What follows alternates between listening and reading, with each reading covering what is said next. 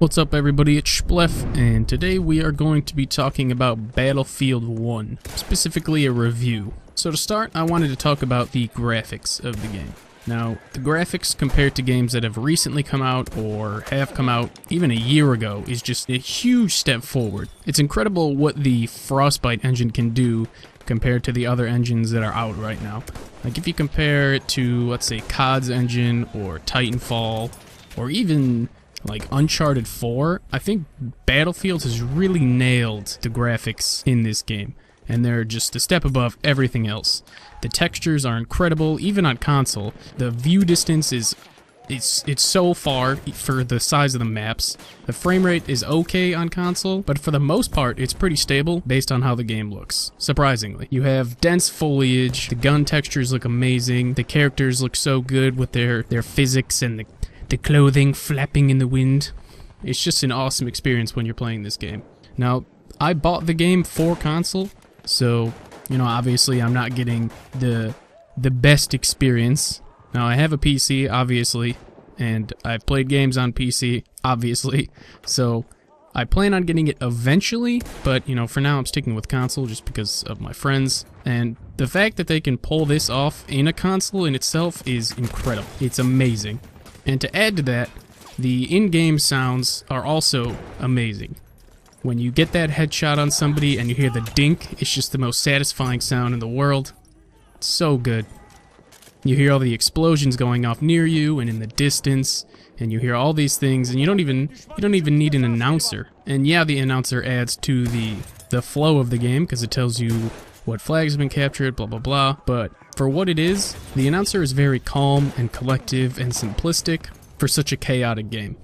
And I think it's really entertaining to hear losing Bravo, or my bad, losing Bata in the middle of just explosions and you trying to fucking take a flag, some tank rolls up behind you, it's just chaos everywhere. It's an amazing experience. Now if you compare the announcer to COD, let's say Black Ops 3, you'll notice that he's always talking, he's always like, C's been captured, something's in the air, somebody called in a UAV, blah blah blah. I think it's too much, and I think announcers should be toned down like the way Battlefield did it. Another very important thing that I wanted to point out is the meatiness of the game itself.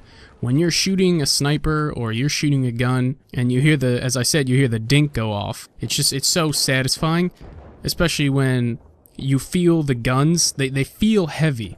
Like, I know that's hard to describe, especially when you're playing a video game versus shooting guns in real life, but the guns just feel like you're shooting something, as opposed to other shooters where you feel like you're shooting BB bullets or paintball bullets. It's just, they're not heavy, and you're like, oh, I feel like, what am I shooting? You're shooting nothing. But in Battlefield, it's very similar to Battlefield Bad Company, and I think Battlefield 1 is like a birth child between Bad Company 2 and the gameplay elements of Battlefield 4, and I think it's a nice baby. And I guess to tie in with the meatiness, I don't know if this is considered meatiness, but the destruction of the game is really perfected. And in Bad Company 2, there was a lot of destruction, like you could destroy literally everything.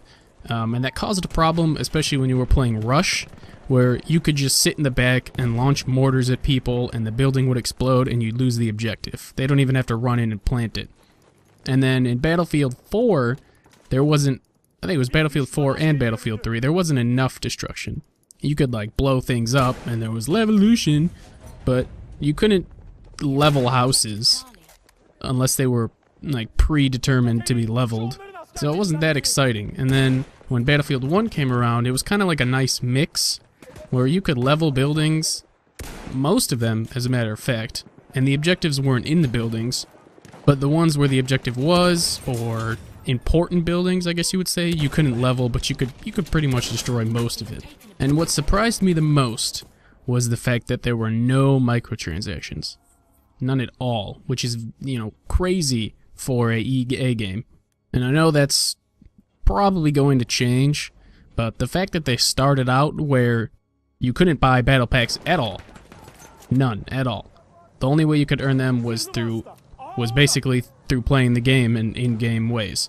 And I know the way you get them is a little wonky, it's random, and you could join the game 2 seconds before it ends and still end up with a battle pack, but I think I definitely prefer that over microtransactions. Finally, with the pros, is that Battlefield 1 had a great launch. You can compare that to Battlefield 4, which was an absolute mess all the time. No! God, please, no! No! No! No! For 2 years, and it took them forever before they would fix everything. So if you compare that launch to the Battlefield 1 launch, Battlefield 1 is obviously better, because you could actually play the game once it came out. It was actually probably the best launch in a couple years now. So those are what I think the pros are in the game for the most part. Obviously, I'm going to leave out a few details to save time, but that's you can go watch some other 40-minute review if you want, because this is not going to be 40 minutes. I want to take a couple minutes to also talk about what they changed between the earlier Battlefields and Battlefield 1. And for starters, it's obviously World War I, which is the biggest change. But more specifically, I wanted to talk about the Behemoth, Dreadnought, and the Super Train, or whatever you want to call it. I don't remember what they called it in the game. I think they're interesting for the most part. I don't know how much they really add to the game. I feel like they're more of a nuisance than actually that useful. Like, yeah, you can capture the middle flags with them, and they're hard to destroy, but I feel like they don't really do that much, because the minute I'm just gonna call them behemoths, the minute the behemoth leaves that flag, the other team just goes and captures it, and then the behemoth has to come back and recapture it. With the floating one, which I think is called the behemoth itself, and I'm just kind of generalizing all of them, that one, I don't even know if it can capture flags. I think it just depends on the map. I think it can, but I'm not 100% sure.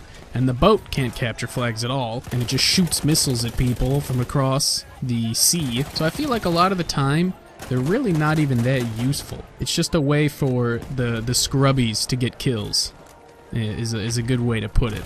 Tying in with the super weapons and the floating behemoths is the heroes, which is another thing they added. And I know that, I think that was in Battlefront, where you had like Luke Skywalker and his lightsaber, something like that. And in this one, you have heroes which have like super amounts of health, but they regen it really slow. And you have like weapons that do tons of damage. And for the most part, I think if somebody picks the hero up and just runs around with it, it's not that OP. But if you have a good squad and they have medics and supports, it's broken. That's the best way to put it. You could literally waltz around, do whatever you want, and your squad just follows you and heals you. And it's very hard to kill you.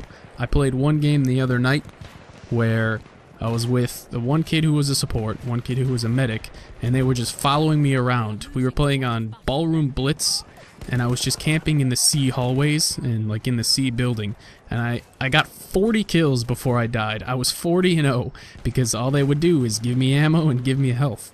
And I just stayed alive the entire time. So in the right hands, the heroes can be broken, but I think that's kind of the point, to emphasize teamwork and to make the squad work together, because the hero can definitely change the tide of a game if he's being used properly. They also added 2 new game types, one being Operations and one being War Pigeon. I've played Operations a few times. I wouldn't say a couple. I think it was like 3 or 4 times maybe. And I think it's a nice mix of domination and rush. And basically the goal is to, as the attacking team, to capture all the flags, and then you win that round. Basically like a game of Rush. So if you get both the objectives, then you move on to the next round, and blah blah blah. And you have like 3 chances to take all of the objectives.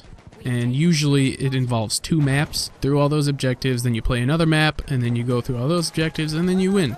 That's basically that, and the defenders, you know, defend, and try not to get their shit capped. That's the extent of that. And I think it's a lot of fun, but the attackers are at a severe disadvantage when they play, because the defenders are entrenched, and they can just sit and camp and just kill you while you're running out. So it's really hard to cap those flags, especially since instead of just planting the bomb, you have to sit there with your team and cap the flag, and then run to the other one and cap that flag.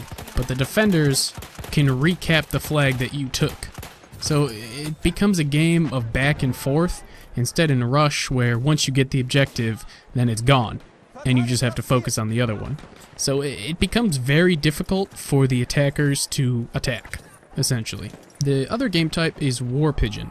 Now, I haven't played this at all, and I haven't really looked at any gameplay on it, so I don't really know what I'm talking about.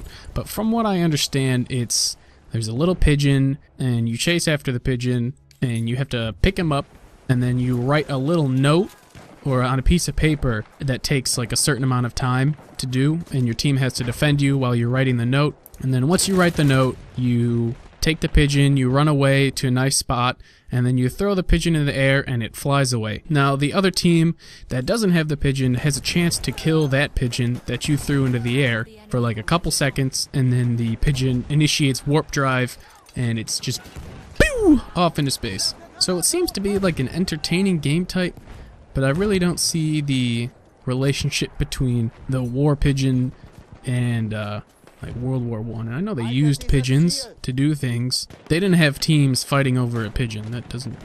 It seems more like just a comedic relief game type. I think the maps are good for the most part. There's a couple that I don't like.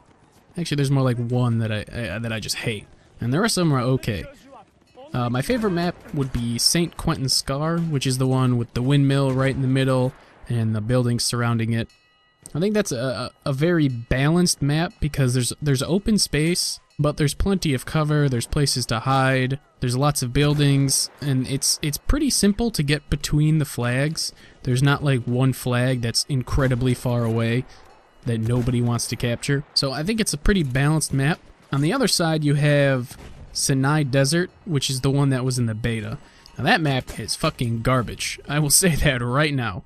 There's like 2 flags that aren't even in the game, basically. They're so far away that, like, who the fuck wants to capture that shit? There's just the center, and then everything else around the center is just snipers. I mean, maybe it's just because I do horribly on the map. I don't actually know.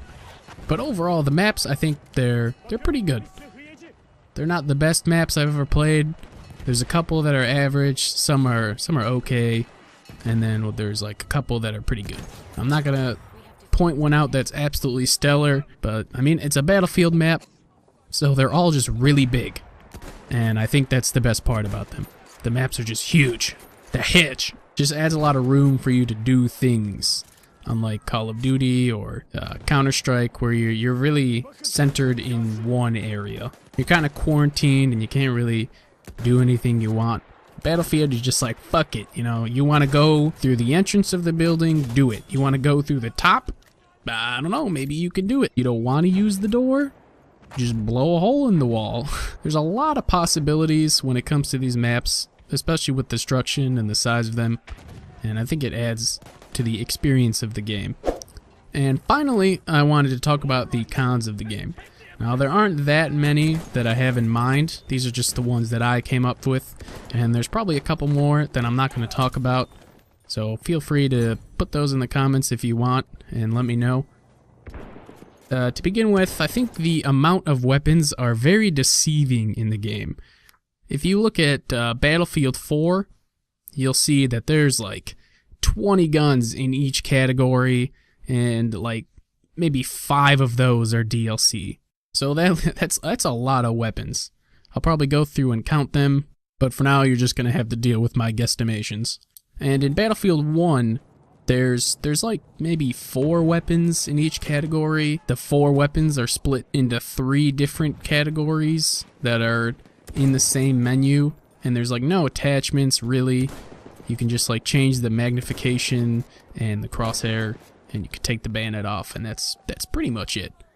So if you open up the menu and you're like, oh, there's quite a bit of guns, and then you realize that it's just the same guns multiplied by 3. And I know this kind of ties into the more simplistic view of it, but I think it would have been better if they added just like 1 or 2 more guns in each category, and then just made it so you could customize those guns in the menu.